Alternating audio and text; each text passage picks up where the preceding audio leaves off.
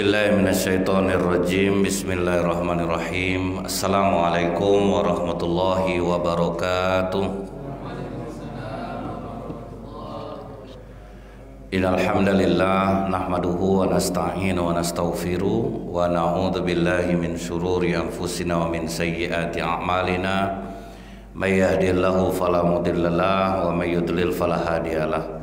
Asyhadu an la ilaha illallah wahdahu la syarikalah wa asyhadu anna Muhammadan abduhu wa rasuluh. Allahumma salli wa sallim wa barik ala hadzal nabiyil karim wa ala alihi wa sahbihi ajmain. Bapak-bapak pengurus masjid yang saya hormati, alim ulama, tokoh masyarakat, cerdik pandai, Bapak Ibu orang tua yang saya muliakan, hadirin hadirat yang semoga kita semua senantiasa dirahmati oleh Allah. Kembali kita tidak bosan mengucapkan alhamdulillahirabbil alamin. Bersyukur kita kepada Allah nikmat iman yang diberikan Allah sehingga pada subuh hari ini kita hadir di masjid ini. Semoga setiap langkah kaki Bapak Ibu dibalas Allah dengan pahala yang berlipat ganda. Bersolawat kita kepada Rasulullah SAW dengan ucapan Allahumma salli ala Muhammad wa ala alihi washabihi wasallim. Semoga dengan banyak kita bersolawat kita mendapatkan syafaat di yaumil akhir kelak.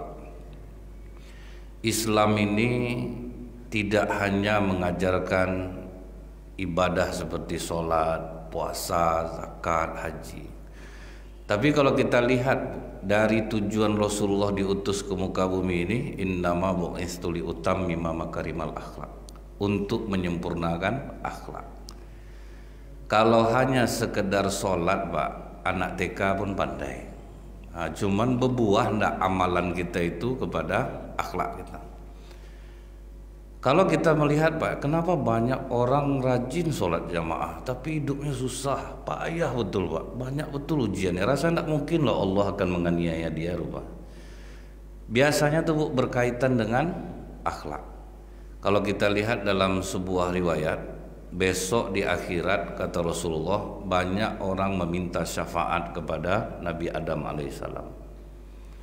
Begitu orang meminta syafaat kepada Nabi Adam alaihissalam, apa kata Nabi Adam? Aku tidak bisa memberi kalian syafaat karena aku pernah mengkhianati amanah Allah.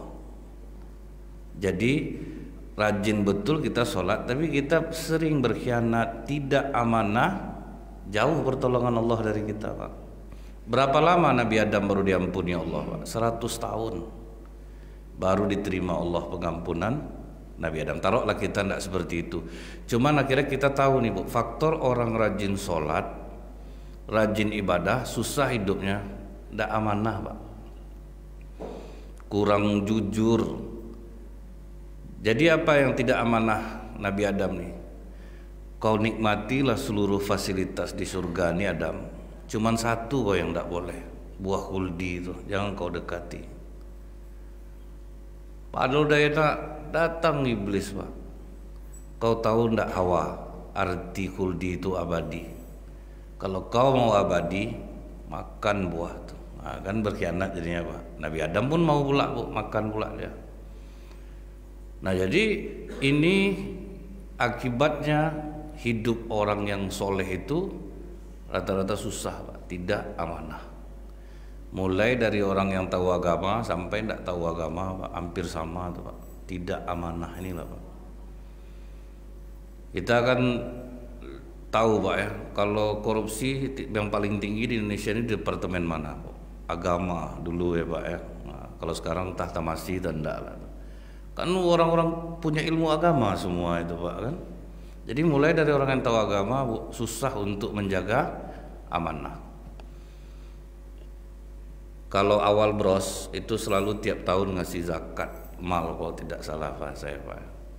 Itu masing-masing kelurahan dapat gitu. Itu banyak yang tidak amanah tuh, Pak. Mulai dari lurah, oknum RW, pemilihnya aja yang dikasihnya banyak, yang patut-patut dapat tidak dapat, misalnya seperti itu, Ibu, ya. Sampai ngamuk-ngamuk lah masyarakat, famili dia aja yang dikasihnya, awak tiap tahun tidak pernah dapat. Bagi kupon kurban macam itu juga gitu kadang, Pak, kan. Tidak juga amanah. Jadi pengurus masjid payah amanah. Punya duit masjid macam duit pribadi dibuatnya, Pak. Payah betul ngeluarkannya tuh. Ini contoh gitu ya Pak ya. Karena tidak terjadi di sini makanya saya bilang nih. Karena banyak Bu, susah orang untuk menjaga sebuah amanah. Kalau orang amanah Bu, pasti enak hidupnya. Imam paripurna dipercayakan dia jadi imam di masjid itu. Kadang dia sering tidak datang, tapi dibuat di dalam absennya hadir terus Pak. Itu dapat dia gaji. Berdosa atau enggak? Tidak amanah Pak. Makanya ada masjid di Pekanbaru ini Bu, yang imam kami tidak usah dari Pemda, itu dari kami. Karena apa? Tidak mungkin imam kami hadir terus. Imam kami pasti dia ada pulang kampung, dia ada keluarga. Jadi kalau kami harus menulis hadir terus, berdosa imam kami. Nah, biarlah imam kami yang gaji. Nah, gitu lagi. Disebabkan apa Bu? Ketika Rasulullah ditanya, ya Rasulullah, mungkinkah orang Islam itu pelit? Kata Rasulullah, mungkin aja. Pas dia memang terdesak kebutuhan, duitnya kurang, dia akan jadi pelit. Masih dianggap orang Islam Pak. Orang pelit masih dianggap orang Islam. Padahal Allah benci dengan orang pelit Pak.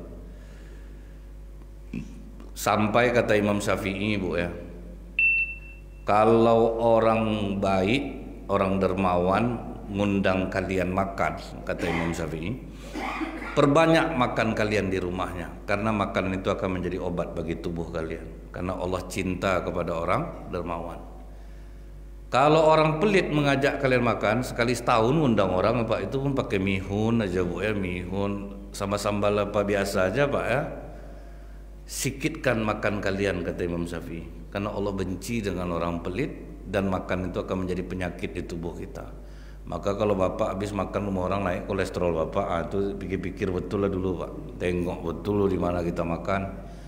Asal diundangnya makan tidak enak badan habis itu Pak. Itu yang kita jaga-jaga tuh. Jadi orang pelit aja dibenci sama Allah Pak, tapi tetap dia masih tergolong orang Islam, kata Rasulullah. Ya Rasulullah, mungkinkah seorang muslim itu mencuri? Mencuri padahal potong tangan hukumannya Pak kan, melebihi batas nisab pencurian. Tapi tetap kata Rasulullah, mungkin aja, karena tidak selamanya orang mencuri karena ingin kemewahan. Karena dia lapar, masih dianggap orang Islam walaupun caranya salah.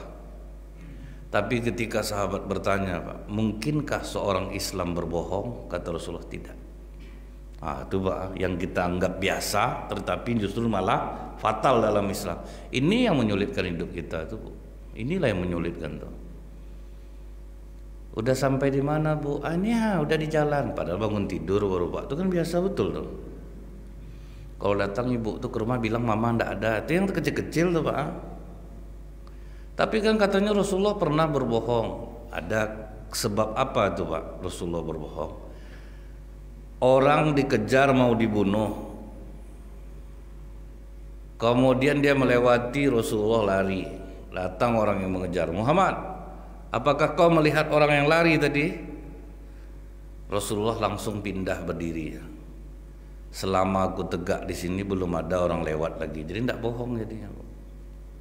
Jadi Bapak kembangkan aja lah Pak macam itu Pak. Penting Bapak jangan bohong Pak. Dihindari oleh Rasulullah. Ada kiai dulu Bu, perampok lari masuk ke pesantren ya. Pak Kiai lindungi saya, Pak Kiai lindungi saya Pak Kiai. Dikasih Pak Kiai ini ruangan lokal yang ada terbuka Pak, bisa tembus, bisa keluar. Masuk kamu ruangan sana. Datang polisi ngejar. Pak Kiai ada yang masuk ke sini tadi. Ada Pak, itu dalam ruangan tuh terdengar sama perampok tuh Pak. Gawat Pak Kiai, langsung loncat ya Pak, kabur dia. Udah tenang situasi, balik perampok lagi. Pak Kiai ini gimana nih? Masa dibocorkan saya di dalam itu? Makanya saya kasih kamu ruangan yang bisa kamu loncat keluar. Jadi aku tidak berbohong, kau bisa menyelamatkan diri. Jadi kan tidak bohong jadi aku. Oh betul juga Pak kan, akhirnya tidak dibohong ini. Kami ustadz-ustadz ini kan banyak kena penyakit-penyakit aneh Pak, karena banyak berbohong sama jamaah Pak. Dia diundang sama masjid ini, rupanya di waktu yang sama ada masjid lain Pak, amplopnya besar Pak. Pak salah telepon Bu, minta maaf ya Pak ya, ban mobil saya bocor, inilah itulah. Bukan tidak banyak Bu, maka penyakit kami ini aneh-aneh Pak kadang Pak.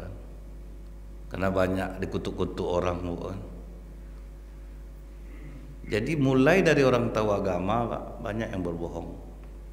Makanya wajar aja kalau nengok orang, tidak mungkin rasanya Allah akan nganiaya dia nih. Sebaik ini dia, setaat nih ibadah. Rupanya itulah Pak, sering berbohong lah. Yang suami sering mengunci-ngunci HP, nama perempuan dibuatnya nama laki-laki, kan banyak tuh Pak kan. Awak sholat juga di masjid, rajin juga zikir Pak. Berjualan. Cobalah Bu ya, lihat kenapa pasar tradisional macam pasar pusat Pekanbaru sama pasar atas Bukit Tinggi itu selalu terbakar Pak. Kalau orangnya Bu ya rajin-rajin ke masjid tuh Pak, masjid tuh penuh tuh, masjid Taqwa tuh penuh tuh Bu. Modal 75 mau kena nih, taruhlah biaya operasional jadi 100, ditawarkannya 350. Ditawar orang tidak bisa 250 Bu. Ujungnya aja belum kena lagi, udah sebanyak tuh labanya Pak. Ujung belum kena lagi, itu nanti pura-pura pergi, kak, tambahlah 5.000 ya kak ya. Itu betul ya, itu Pak yang paling banyak. Dan itu dianggap kecerdasan. Apa ndak, mall jarang terbakar Pak. Mall jelas-jelas saja harga aja. Ini harganya mau ambil, ndak sudah. Ini diskonnya, makanya mall jarang terbakar. Dan karyawannya amanatinya semua, dia tidak harus tawar-menawar Pak. Contohnya Bu, ada pedagang muslim dulu sering orang minta dia mendoakan Pak, namanya Yunus bin Ubaid. Yunus bin Ubaid itu Bu, barangnya itu Pak sesuai harga, sesuai kualitas. Jadi waktu dia ke masjid, keponakannya yang ada di toko, dia berpas-pasan dengan ibu-ibu. Dia mau sholat asar, ibu-ibu ini pas mau masuk, disuruhnya lah keponakan dia melayani ya. Setelah itu pulang dia dari masjid, pas-pasan lagi dia sama ibu tuh. Ibu tuh sudah belanja. Jadi belanjanya Bu, jadi Pak, yang mana ibu beli? Yang ini berapa tadi dikasih ini? 600 dirham. Oh maaf Bu, ini hanya 300. Ambil balik duit ibu balik. Mana cari pedagang macam ini? Ini dia pulang sholat asar. Berapa kau jual tadi? 600. Mantap kau tuh ya, gitu jualan tuh. Pandai kita ngolah orang. Itu dianggap cerdas Pak. Jarang orang yang macam ini Pak. Itu tuh maka susah hidup kita nih Pak. Saya pernah Bu di mobil, ada pengusaha. Pokoknya pengusaha ini luar biasa lah. Barang dia tuh cuman dia yang tahu linknya Pak. Makanya orang sering kalau mau jual ke dia gitu, Pak Haji, ini ada berlian, nanti store aja ke saya 80 juta. Oke, kirim foto, dikirimnya ke linknya Bu. Dijualnya berapa Pak? 125. Berarti sudah untung 45 juta. Makanya bisnis pengusaha itu Bu, dia sikit-sikit Pak, untungnya ngeri Pak. Dia memang besar modalnya, tapi untungnya juga besar. Sudah dapat, udah deal 125, diteleponnya yang punya barang balik Pak. Yang betul-betul aja lah harganya. Kalau segitu tak temakan sama orang itu. Ayo udahlah Pak Haji, 70 aja, ada laba lagi 50 Pak. Atas bawah dihantam ya. Dan itu kita anggap biasa. Balikkanlah ke diri kita ini sekarang Bu ya. Dapat betul uang dari penipuan tuh Pak, tetap habis Pak. Enggak. Ada aja cara Allah ngambilnya tuh. Karena Allah sayang sama kita. Diambilnya lah dengan cara sakit, anak terjatuh, sepeda motor rusak. Itulah cara Allah ngambil. Kecurangan-kecurangan kita tuh disalin Allah balik. Coba Ibu tengok siapa di Indonesia nih yang kaya-kaya dengan jalan yang salah, ditarik balik semuanya Pak. Dan pedih nariknya tuh, Allah nariknya pedih Pak. Di penjara, dihinakan, dimiskinkan. Jadi memang itu yang istilah dalam Islam istidrat, dikasih, kasih dulu, sudah tuh kena empas kan Pak, pedih lagi, hilang harga diri, malu, tetap akan diambil Allah balik. Nah jadi Ini yang menyebabkan Nabi Adam mengatakan, aku tidak bisa memberi syafaat kepada kalian. Datanglah kalian kepada Nabi Ibrahim. Datang ke Nabi Ibrahim. Wahai Ibrahim, berikan kami syafaat. Apa kata Nabi Ibrahim, Bu? Aku tidak bisa memberi kalian syafaat karena aku pernah berbohong 2 kali. Nabi Ibrahim pernah bohong 2 kali. Padahal kebohongan Nabi Ibrahim itu, Pak, untuk dakwah, Pak. Habis dihancurkannya patung-patung itu semua, kan satu ditaruhnya ke yang patung yang paling besar. Ketika ditanya Namrud, kau yang menghancurkan patung-patung ini Ibrahim? Mana pula aku, itulah yang besar, itulah yang hancurkan. Dia yang paling besar di sini. Itu benda mati, mana bisa dia mukul? Tahu kalian dia benda mati, kenapa kalian sembah? Tapi dianggap Nabi Ibrahim dia bohong loh itu. Padahal bohong untuk kebaikan loh, Pak. Bagi Nabi rupanya fatal, Bu, yang seperti itu. Kita lebih enggak dari ini yang udah kita buat, Pak. Gimana doa tuh mau sampai ke langit, Pak? Banyak betul kebohongan yang udah dibuat tuh. Jadi ini yang harus kita introspeksi diri ya, Pak. Ngapalah badan aku ini sakit tak kunjung sembuh. Udah banyak kebohongan yang kita buat. Waktu kita bekerja lah, pergi ke tukang jahit, saya ingat tuh ya, cara orang mainnya. Hidupnya susah sekarang tuh, Pak. Dari kantor anggaran buat seragam 350.000 waktu itu, 1 setel sama upah. Dicarinya lah tukang jahit yang bisa 150 1 setel. Kan macam itu mainnya, Bu. Itu dianggap bagus gitu. Kok enggak gini caranya Ustaz? Enggak bisa Ustaz. Kan sering seperti itu. Padahal Rasulullah sudah mengatakan, jangan karena lambat datang rezekimu engkau bermaksiat kepada Allah. Jadi itu ya, jangan gara-gara itu akhirnya kita tidak sabar, Pak, mainnya dia. Datanglah dia ke tukang jahit nih. 150 setel kan, Pak? Ya, tolong Bapak tanda tangani nanti kwitansi ini. Kwitansi 350, Pak. Apa kata tukang jahit nih? Awak yang basah ketiak menjahit dari pagi sampai malam, dia lebih banyak lah dapat daripada kita lagi. Yang orang yang dapat banyak nih tidak tidur mata malam, Pak. Pak, kalau ada orang kantor saya nelpon, bilang apa ya, Pak ya? Bilang memang segini harganya. Menjelang itu lolos, jantung berdenyut. Makanya kata para ahli apa, Bu? Orang berbohong sakitnya parah. Karena apa? Otaknya membutuhkan oksigen lebih banyak ketika dia berbohong. Jadi banyak otaknya memakai air, jantung berdebar, darah mengental. Kalau darah udah kental, kenanya kemana, Pak? Ginjal, Pak. Jadi Bapak ukur-ukur lah dari Bapak, iya mungkin ya aku banyak betul lu buat nih, wajar gak aku sakit. Alhamdulillah ya Allah, terima kasih atas penderitaan ini. Itu yang seharusnya kita ucapkan, Pak. Paling tidak bisa juga dibayar dosa itu di dunia gitu, dengan sakit, dengan kesusahan. Cuman kadang kita ini, Bu, banyak yang tidak mau introspeksi diri itu, Pak. Menganggap awak dah taat, dah soleh, apa juga kurang lagi. Lupa kita dosa kita tuh banyak. Jadi itu, Bu ya, sebelum lolos, Pak, berdenyut jantung tiap hari itu, sampai lolos pemeriksaan, baru enak. Maka banyak orang jantungan di Indonesia nih, Pak. Dalam 20 orang sakit jantung di rumah sakit, 16 laki-laki, cuma 4 perempuan. Karena laki-laki yang dia di luar yang main nih, Pak, kan, cara mendapatkan ini nanti ini. Sudah tuh pernah nampak saya, Pak, orang sedang jongkok, pejabat nelfon kawannya, nanti kalau kau ditanya ini jawab ya, jangan sampai kena lah Bapak, gitu-gitulah, Pak. Mengakal-akali itu. Kalau nanti ditanya ini anggarannya kemana, bilang di sini. Kalau ini dibuat ini bilang apa ndak banyak penyakit jantung dibuatnya, Bu. Awak mikir udah rajin lah zikir pagi, zikir petang, padahal kita jahat, kita ndak tahu, Pak. Rupanya hal yang fatal yang kita lakukan.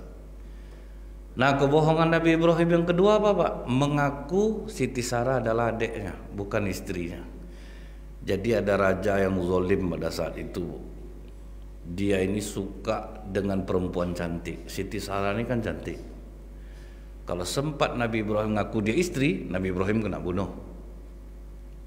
Maka kata Nabi Ibrahim di perjalanan itu, Siti Sarah, jangan kau ngaku istri aku ya, kau akui aja aku adik kau. Insya Allah Allah yang akan melindungimu. Jadi rupa rajanya ditangkapnya Siti Sarah, Bu. Rencana mau diperkosanya, Pak. Berdoa Siti Sarah kepada Allah, ya Allah, Engkau yang maha tahu bahwa aku tidak pernah membuka auratku kepada laki-laki lain kecuali kepada suamiku. Lindungilah aku ya Allah. Rasa tercekik leher raja itu, Pak. 3 kali dicobanya macam itu tidak bisa, akhirnya dilepaskan aja lagi, ya selamatlah. Nah ngaku adek itu bukan kena. Kita kadang anak angkat diakui sebagai anak kandung, Pak. Dibuatnya binnya bin dia, berapa dosanya udah. Jadi banyak, Pak, yang dibuat-buat orang sekarang ini, Bu, ya, kebohongan-kebohongan. Baik kita yang udah rajin-rajin sholat nih lah, pasti cek lah, pasti banyak buat kebohongan. Anggaran kah, atau bagaimana di rumah kah, menyimpan duit, bilang tidak ada duit, macam-macam tuh, Pak. Kadang kita tanya anak, tidak ada duit mama lagi, padahal ada duit. Bilangnya duit itu ada, cuman kalau untuk itu tidak ada, nggak bisa, Pak, kan? Ini haram, sesen haram, mama ini tidak ada uang lagi ya. Akhirnya emas-emas yang disimpan tuh untuk biaya rumah sakitnya lagi, Pak, kan? Karena kalau orang banyak menyimpan-nyimpan barang di rumah, Bu, keluar mau sholat subuh tuh berkali-kali goncang pintu tuh, Pak. Dikasih Allah dia penyakit ketakutan yang tidak beralasan. Tapi coba kita dapat sumber dari yang halal, suka tidak ada kebohongan, rajin sedekah. Saya yakin, Pak, tidak ada rasa khawatir. Karena itu memang janji Allah, bala man aslama wajhahu lillahi wa huwa muhsinun falahu ajrun inda rabbih wala khaufun alaihim wala hum yahzanun. Serahkan masalah kalian kepadaku, ibadah kalian baik-baik, tidak akan ada kekhawatiran, kalian tidak akan bersedih hati. Jadi kalau ada di antara kita yang masih suka khawatir, sedih hati, introspeksi diri aja lagi itu, Pak. Berarti ada yang kena di akhlak kita nih. Mungkin kita sering berbohong. Yang suami berbohong, ada dapat duit, Bang, payah betul sekarang, heran lah, Bang, padahal duit banyak nih, Bang. Ini ada tadi 100 dapat deh, ambil lah deh. Serius nih, Bang, 100. Syukuri lah, bukan masalah tidak bersyukur, Bang. Betul 100 cuma nih, Bang. Iya deh, orang banyak payah lagi. Nggak, aku cuma nanya sekali lagi, Bang, ya betul 100, Bang. Iya, nggak ada uang Abang lagi. Alhamdulillah ya Allah, kata istrinya. Curiga suaminya, apa kau alhamdulillah? Aku ada dapat duit dalam sepatu, Abang, sekitar 2 juta. Terkejut suami, dapat sama kau? Dapat. Uang apa tuh, Bang? Uang sial berarti itu. Ngapa uang sial? Udah sejauh tuh aku sembunyikan, dapat juga sama kau. Kan tidak berdosa istri lagi. Suaminya udah bilang haram, tidak ada uang, kan gitu, Pak, kan? Jadi buat apalagi kita laki-laki ini, Pak, entah azab istri dibohongi ya terus. Persentase istri membohongi suami itu kecil, tapi yang paling banyak itu suami membohongi istri. Tapi apakah ada kebohongan yang dibolehkan dalam Islam? Pada 3 tempat dibolehkan berbohong. Yang pertama, suami memuji istrinya, itu dianjurkan bohong, Pak. Udah masih cantik mama nih, Pak. Itulah heran papa nengok mama nih, Pak. Makin bertambah umur mama, makin kuat kecantikan mama. Walaupun mau muntah, Pak, mau ngomong tuh, Pak. Dibolehkan tuh, Pak. Ibu memuji suami, dibolehkan bohong walaupun pakai demi Allah. Itu kata Umar bin Khattab. Di masa Umar ada istri disuruh suaminya jujur, Pak. Kau coba jujur demi Allah, kau mencintai Abang atau enggak? Karena nama Allah khalifah, takut aku bilang terus terang, Bang, aku enggak cinta sama Abang. Pergi suaminya. Apa kata Umar, Pak? Walaupun memakai demi Allah, pujilah suamimu, katakan kau mencintainya. Itu yang dibolehkan, Bu. Kemudian yang kedua, mendamaikan orang yang bertengkar. Itu dibolehkan bohong. Orang bertengkar, dia tuh yang sering menjelekkan saya, Ustaz. Pak, ini saya luruskan ya, Pak, ya. Justru Bapak tuh yang selalu membela-bela Bapak. Kan ini cara, itu kan bohong tuh, Pak. Bapak tuh bilang sama Bapak ini pula dia cocoknya, Pak. Cuman biasalah terjadi macam ini. Dia khilaf. Itu menyesal betul dia cerita sama saya. Akan dah bangga lah bapak ini, padahal tidak ada bagai pak, dia menyesal dia. Yang ini gitu juga nanti, itu dibolehkan mendamaikan orang yang bertengkar.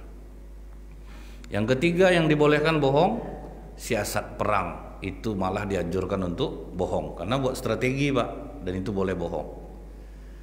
Dalam perang tuh yang tua semua bikin warna hitam semua itu, harus nampak gagah pak. Yang tua-tua itu jadi muda semuanya. Jadi untuk 3 tempat inilah dibolehkan kita berbohong. Di luar ini tidak boleh. Akalilah sendiri pak, bagaimana supaya kita tidak berbohong. Apa kata para ahli bu ya? Jujur menenangkan jiwa, kebohongan menyelamatkan tapi meresahkan jiwa. Memang bohong kita kan selamat kita pak. Kalau kita bohong kita selamat, tetapi jiwa tertekan. Ingat kejadian di masa Khalifah Umar bin Khattab. Ada laki-laki soleh pak, dia sholat, rupanya tidak kuat dia mengikat ontanya. Lepas ontanya itu, masuk ke kebun kurma milik seorang bapak, baru nanam, baru selesai nanam kurma, masuk onta nih ke dalam bu, habis ditendang-tendangnya semua pak. Emosi bapak nih bu, dia baru nanam baru. Pas tersudut onta tuh langsung ditusuknya lehernya pak, mati onta tuh. Anak muda nih selesai sholat tengoknya ontanya tidak ada, ditanya-tanyanya ke orang, ada nampak onta saya tadi pak bu. Akhirnya tunjukkan orang tadi masuk ke kebun nih rasanya. Pas dia masuk ke kebun tuh nampak bapak megang pisau pak, ontanya udah mati berdarah-darah. Ditanya anak muda nih baik-baik, assalamualaikum pak, waalaikumsalam, ini onta saya, siapa yang bunuh pak? Aku mau apa kau? Sumbanglah jawab gaek nih pak. Anak muda mana bisa digitukan bu? Masih merasa centengnya. Kadang kan orang-orang tua nih pak, dia masih merasa tenaganya macam dulu juga berubah kan, padahal udah tidak sanggup lagi. Aku mau apa kau? Tuh ngamuk anak nih pak, dia ambilnya batu dipukulnya kepala bapak tuh pak, mati. Sudah mati itu menyesal anaknya, tersadar dia pak. Aduh aku udah buat kesalahan besar, menyesal dia pak. Jadi apa kata Rasulullah ketika tanya sahabat, ya Rasulullah tunjukkan kami amalan yang ringan yang bisa mengantarkan kami ke surga. Jawaban Rasulullah, la taqtab, jangan pemarah. Karena kalau orang udah marah pak, hilang soleh pak, hilang soleh bu.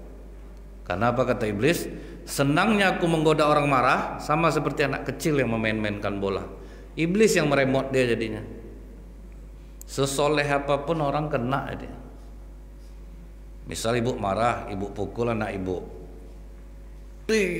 datang anak nih pak, enggak sakit, mau menjingkaknya sudah tuh pak. Itu ngerinya bu, kalau marah tuh nambah dosisnya. Dan rata-rata orang banyak menyesal setelah marah itu. Jadi kalau kita orang sholat nih pak, itu itulah yang dijaga-jaga betul. Marah boleh, seperti orang tua memarahi anak.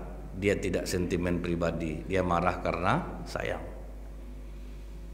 Ini marah tidak berketentuan tuh bu, terpindah barangnya ngamuk di rumah tuh. Udah jelas abang maruk sini kenapa pindahkan juga, kurang ajar istri macam apa kau nih, sikit masalah menjadi-jadi dia di rumah tuh.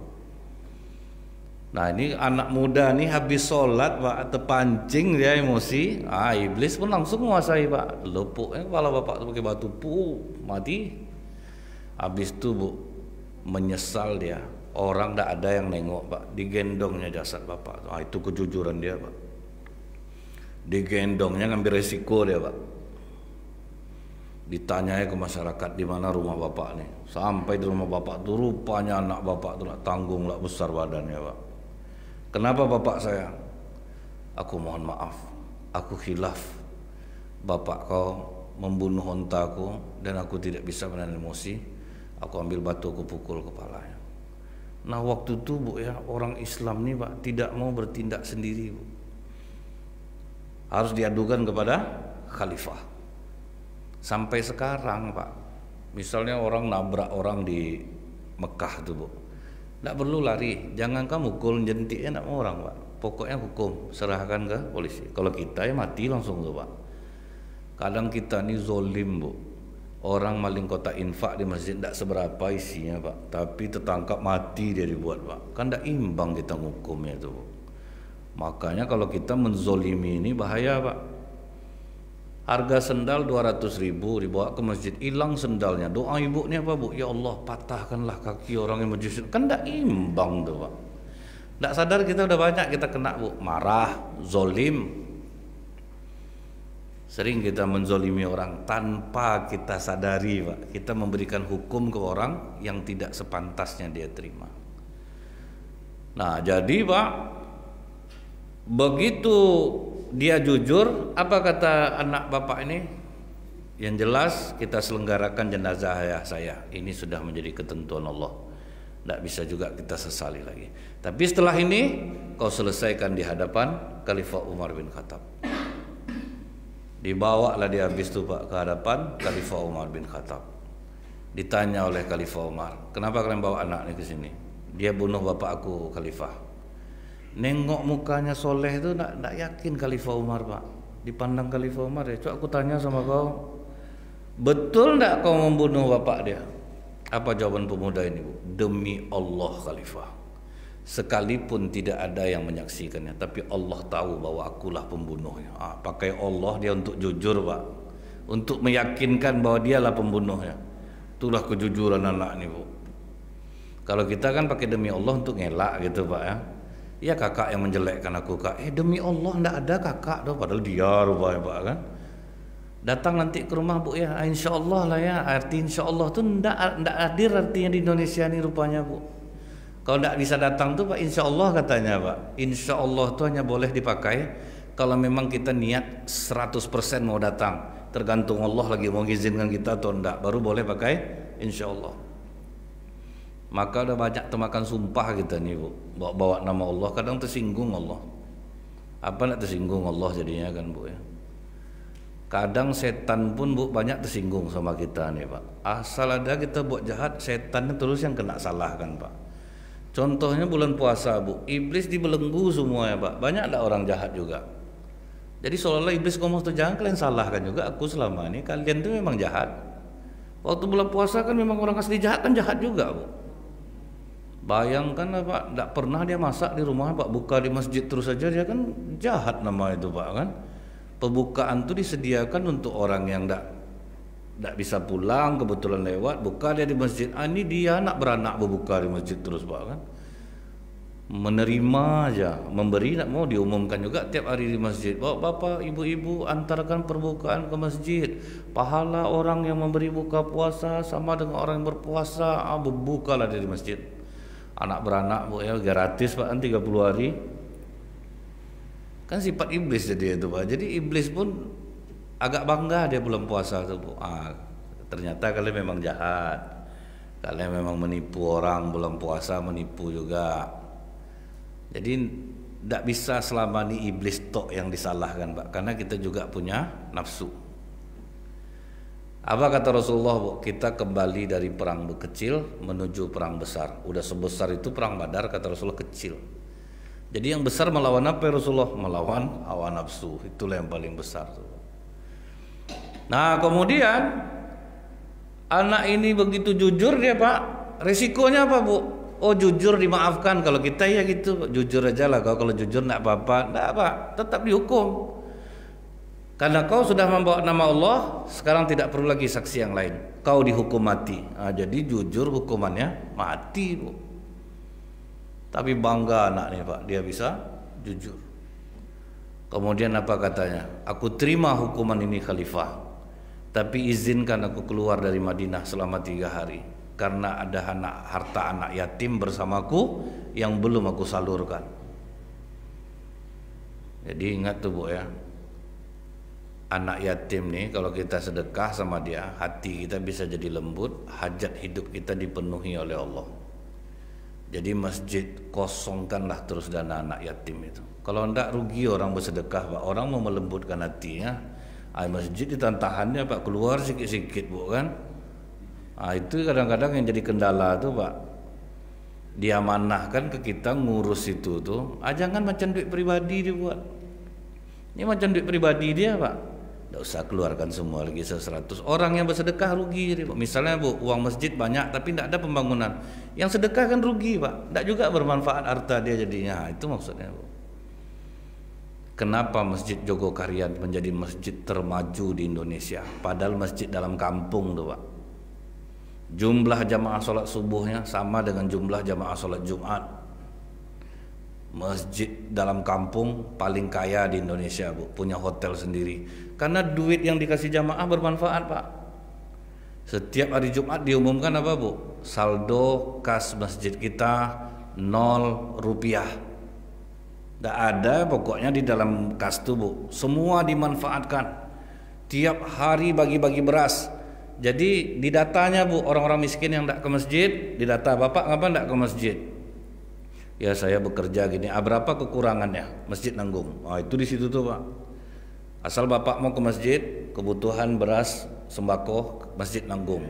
Apa ndak mau orang ke masjid jadinya Pak kan? Betul-betul manfaat di masjid tuh.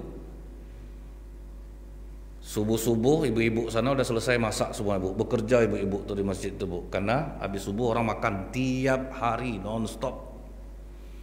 Akhirnya duit menjadi jadi datang Bu. Dibangun orang tulah hotel. Dibangun orang tulah anak-anak muda. Kalian mau ke masjid? Mau jualan kalian di sekitar masjid. Ini modal 5 juta satu orang buat Pak. Tapi jam sholat langsung ke masjid. Ngeri Pak. Itu betul-betul itu yang amanah tuh Bu ya. Sampai di luar masjid tuh apa tulisannya Pak? Hilang sepeda motor Bapak Ibu, kami ganti baru. Hilang mobil, kami ganti baru. Hilang sendal, kami ganti baru. Di mana berani macam itu Pak? Bukan karena mereka tuh hebat gitu Pak ya, tapi betul-betul dijaganya Pak. Dijaganya Pak motor orang tuh. Sama macam di Mekah Bu, yang jaga ketika orang sholat kan tetap tidak sholat dia Pak, betul-betul jaga ya. Ini security kita ikutlah sholat jamaah Pak, apa tidak hilang juga onda orang? Rugilah saya Ustaz. Nah itulah kalau tidak ada ilmu tuh Pak. Padahal dia menjaga orang sholat jamaah sendiri pun dia sholat, dia terhitung berjamaah. Nah, itulah dahsyatnya Pak. Macam di Arab Saudi dari Mekah itu kan ada yang tidak sholat semua Pak, yang jaga tidak sholat. Nanti habis itu baru mereka sholat, karena nilainya sama, mereka menjaga orang sholat jamaah. Sama dokter Indonesia kalau naik haji Bu, dia padahal tenaga kesehatan ikutlah dia menyelenggarakan ibadah haji Pak. Itu kosong klinik Indonesia dibuatnya. Orang mau berobat tidak bisa dia Pak. Itu rata-rata orang Indonesia pasti berobatnya ke dokter Malaysia. Karena di Malaysia itu Bu, dokter yang berangkat tahun ini betul-betul ngobati orang. Jatah berangkatnya kapan? Tahun depan.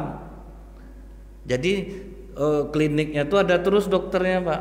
Ini dokter Indonesia dia ikutlah hajatan Bu sebelum berangkat tuh Pak. Dia mau menunaikan ibadah haji. Wukuf dia tuh tinggal kliniknya. Kemana orang mau pergi berobat Pak?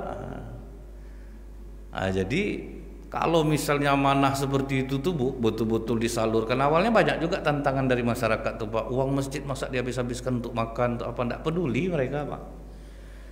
Di petanya siapa yang tidak ke masjid tuh, apa kekurangan, bantu. Tengok sekarang Bu, bagaimana Masjid Jogokarian bangunan tetap biasa, tetapi masyarakatnya makmur Pak. Mau semua ke masjid. Nah itu ini kadang Pak diangkat pengurus macam duit pribadi dia, duit masjid tuh Pak. Lampu putusnya payah gantinya Bu kan. Apa ya prosedurnya banyak apanya Pak.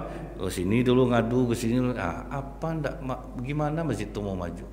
Saya buktikan dulu Pak, Masjid Nurul Iman Pasar Mambo tuh. Duit masjid udah banyak, diumumkan juga kita akan membangun. Stuck langsung orang nyumbang. Saya bilang tidak bisa macam itu. Yang ada nih kosongkan dulu. Beli pasir, beli apa. Begitu pasir datangkan kita mau bangun, setahun selesai masjid langsung Pak. Jadi masyarakat ini dia nengok jalan tidak program ini gitu Pak kan. Masjid yang paling banyak di Pekanbaru pengajian di mana? Masjid Nurul Yakin dekat Bambu Kuning tuh. Subuh, zuhur, maghrib setiap hari non-stop. Idul Fitri pagi, siang langsung mulai Pak. Berapa banyak dananya kata Bapak Ibu tuh. Tapi tengok Pak, menjadi-jadi Pak. Kurban main-main 1 ekor aja, kelompok 1 ekor, kelompok 2 1 ekor. Sampai banyak Bu kurbannya jadinya. Jadi makin maju programnya, makin banyak duit umat ini dikeluarkan untuk umat, banyak pula datangnya Pak. Nah, itu yang amanah itu Bu, kejujuran itu. Jadi anak ini tadi Pak, Dia minta aku mau nyalurkan uang anak yatim yang ada bersamaku. Kata Khalifah Umar, tidak bisa. Kau tidak bisa lagi keluar dari Madinah ini kecuali ada orang yang menjaminkan dirinya untukmu. Kalau kau tidak datang, dia yang dipancung. Siapa kira-kira mau tuh, Bu? Tapi buah kejujuran dia, Bu, berdiri Abu Dzar Al-Ghifari radhiyallahu anhu, sahabat Rasulullah yang masih hidup. Pergilah nak, aku yang akan menjamin dirimu. Udah 3 hari rupa nak balik anak tuh, Bu. Datang anak pemilik kebun kurma ni. Aku tidak mau tahu Khalifah. Yang penting nyawa bapakku udah mati, harus ada yang menebusnya. Dan maaf Paman Abu Dzar, kau yang menjamin, kau yang akan dipancung.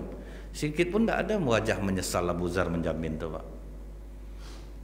Naik Abu Dzar ke tempat tiang pemancungan.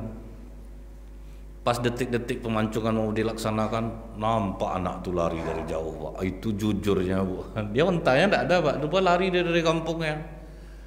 Berteriak dari jauh, tunggu Khalifah, Khalifah, Khalifah, Khalifah. Wah, itu kan kalau di film kan bergema-gema tuh, Pak. Aku telah datang, aku tidak akan mengingkari janji yang aku buat. Waduh, kagum orang nengok kejujuran. Beralih orang memandang Abu Dzar. Kau pasti menjaminnya karena kau tahu sama bapaknya. Kata Abu Dzar, enggak. Sama ibunya enggak. Kok berani kau jamin? Anak ni anak jujur. Bayangkan ada orang menyaksikan berani dia ngomong, demi Allah aku pembunuhnya. Apa aku ragu untuk nyaminnya? Akhirnya menangis anak pemilik kebun kurma ni, Bu. Khalifah, aku cabut tuntutanku. Kena langsung hatinya, Bu. Aku maafkan dia. Nengok kejujuran dia tu, Bu. Aku maafkan dia. Jadi orang jujur tuh hidupnya pasti dituntun Allah. Dan ini sebetulnya, Pak, ngaji kami ini, Pak, untuk nasihati diri saya sendiri sebetulnya, Pak. Karena kami ustaz ini, Bu, rentan juga, Bu, berbohong-bohong tuh. Nah, jadi ini yang menasihati diri sendiri sebetulnya nih, Pak. Karena banyak betul saya tengok kenapa kawan-kawan aneh-aneh penyakitnya nih ya. Dicari tahu gitu, Pak, kan. Apa sebabnya? Pokoknya segalanya pasti ada sebabnya, Bu. Ini. Ingat dulu saya ada ustaz. Misalnya dia ceramah tetap di satu masjid, Pak. Nanti dibujuknya pengurus, Pak, orang tua saya sakit, Pak.